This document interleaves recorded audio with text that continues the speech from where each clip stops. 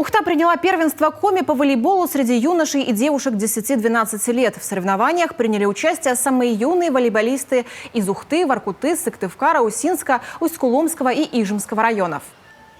Это младший возраст. Мы, в принципе, никогда этих детей не видели. Это первое в жизни первенство республики, первое официальное соревнование. Поэтому для каждого тренера вообще будет сюрпризом игра и его команды на первом официальном первенстве, и игра соперников. Особенно волнительными первые соревнования стали для самих участников. Позади упорной тренировки, а на кону право называться лучшей командой республики. Не очень волнительные и страшно выходить на поле и играть. На каникулах каждый день были тренировки, мы к ним готовились по 2 тренировки. Первое место в итоге заняли ухтинки, на втором расположилась команда Усинска, а на третьем – Сыктывкара.